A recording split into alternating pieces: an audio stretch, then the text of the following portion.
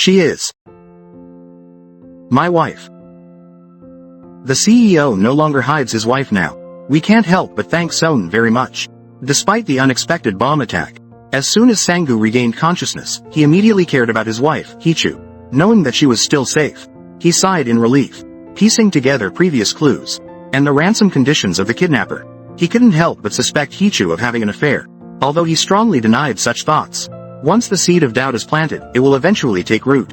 He confronted his wife to confirm, and slowly lifted her dress, but ultimately chose to stop, even though he knew the photo could be real. Until he found a reason to convince himself he would not confront it. Hee-chu's heart was racing, fearing Son might discover the truth, taking the opportunity to change the topic. She didn't understand why Sang-gu was investigating her instead of the kidnapper. You really don't know what I'm trying to do. What I want to see, do you? Luckily, at this moment, his assistant called, breaking the awkward situation. The assistant reported the police investigation results. The bombing might be linked to recent serial arson cases. But Sang-gu didn't think so. In his view, the kidnapper simply got lucky due to the arson cases, or had planned things carefully. As he predicted, the serial arsonist was quickly caught. The culprit confessed to most of the fires but denied yesterday's incident. The real perpetrator was happily humming while filleting fish. After watching the news about the bombing, he proudly bragged about his success to someone he called Master. The other person told him not to act alone anymore. The kidnapper accused the other party of having fun, without including him. At the same time, Son took Hee-chu's phone to check if her phone had been hacked. When he saw the profile picture of an unfamiliar man, Son immediately thought of the senior from college Hee-chu once mentioned. Unable to restrain his curiosity, he opened their chat. The messages were all polite inquiries about each other's well-being, and a photo of them with the children at Dream Nuri Village. Dream Nuri Village is an orphanage, where Sang-gu used to live 25 years ago as a child. There was a mansion there. Out of curiosity, young Sang-gu once stepped inside. That was when he met a rich boy from Seoul. In that room filled with toys, they had fun every day. Until one day, something terrible happened. Just as the story reached a climax, it was abruptly cut off. Meanwhile, Son noticed Sang-gu invited Hee-chu to dinner. The date coincided with today. So, using a junior's old message to him, he decided to meet Sang-gu in person.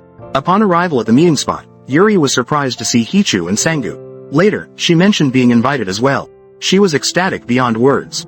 Yuri is Son's junior and a fan of his. With no romantic feelings involved, just pure admiration. By the way, my guest is coming later. Please don't stare at him too much. I'm afraid he'll feel uncomfortable. As soon as she finished speaking, Son walked in. Hee-chu panicked, quickly turning her face away. After all, they had to keep their marriage a secret. Hee-chu just hoped Son wouldn't come over to greet her. Hey, translator Hee-chu.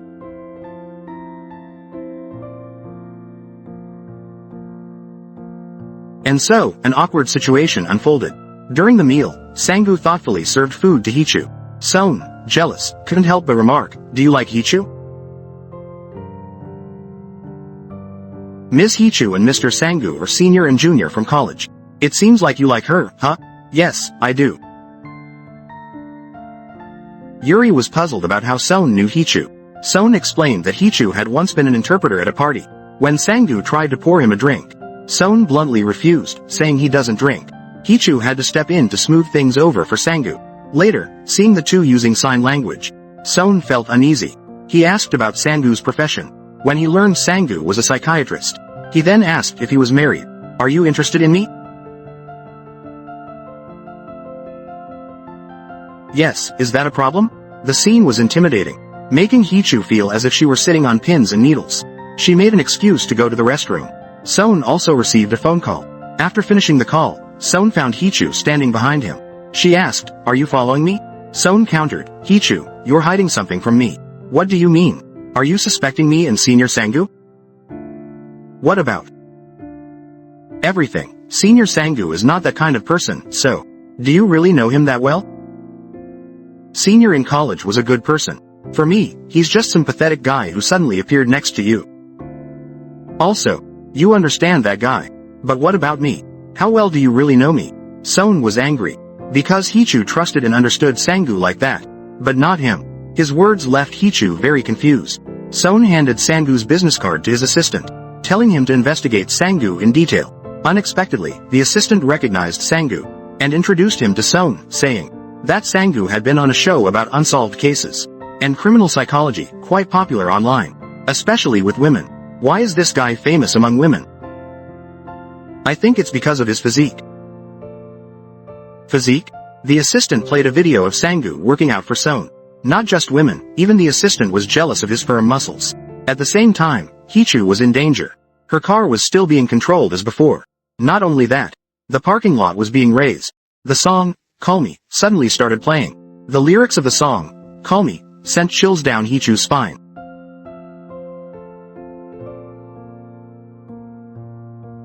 After a while, a security guard appeared, and the car returned to normal.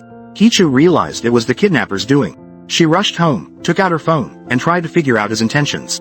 No matter what, she had to get rid of this phone as soon as possible. At exactly 10 o'clock. It was the prearranged time between Son and the kidnapper. At this moment, Son returned home. Hichu had to lie that she needed to go shopping and leave. Son said, "Tell me what you want to buy."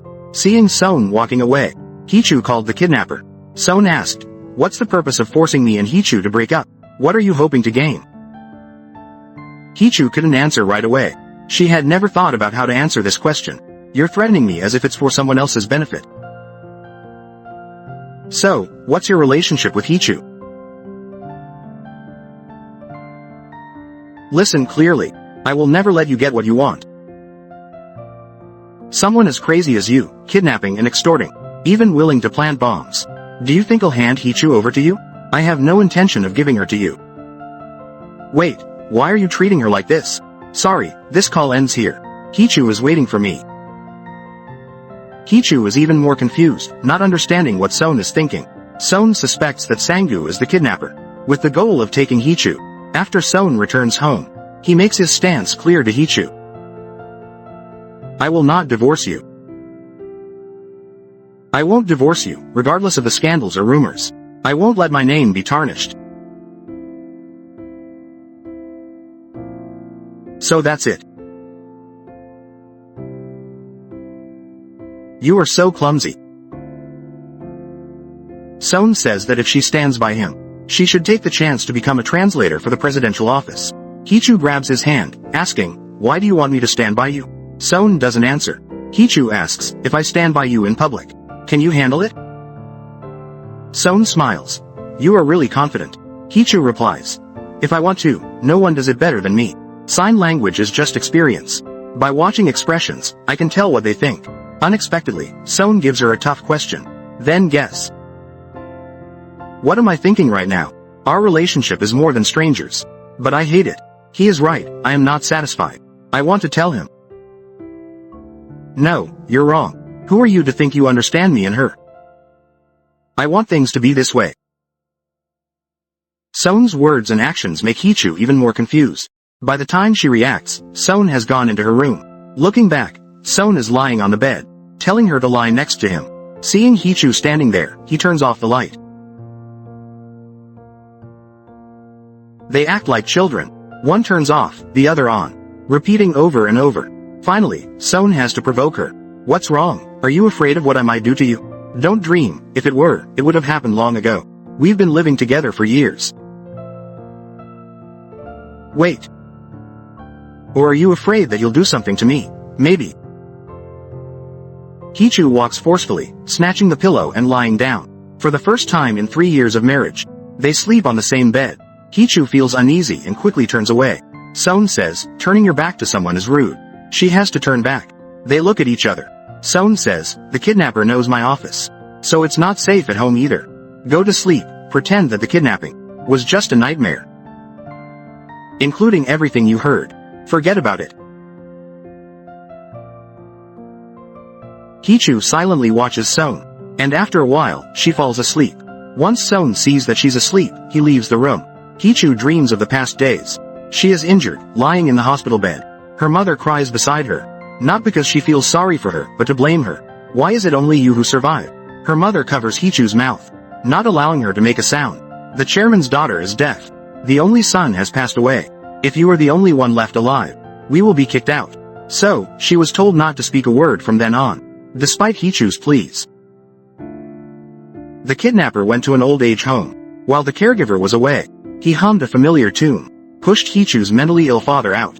Then, he used her father's phone to video call her. He was curious about why Hichu had threatened Son. Divorce. What? The kidnapper realized their goals were the same, then forced her to keep calling Son. On the screen appeared 4 freshly pulled teeth. He threatened Hichu not to give up midway. Hichu trembled and cried in fear. She panicked and ran to the nursing home. Luckily, it was just a fake. The teeth at the scene weren't her father's. The police hoped Hichu could come to the station to report. At that time, her father had regained consciousness and weakly called out, "Call him. Call him." Those were the words the kidnapper had said. Hichu couldn't believe how things had turned out. Not only that, but on the way to the police station, the police car suddenly broke down. Hichu felt nauseous. She couldn't understand why her life was always so difficult. Thinking about everything lately, no one around her was on her side. Hichu couldn't help but cry uncontrollably. At that moment, the police siren sounded. Before the police could understand what was going on, Son had arrived. He walked over to Hichu, who was collapsing, telling the police to go ahead. "May I ask, what is your relationship with her?" "She is my wife."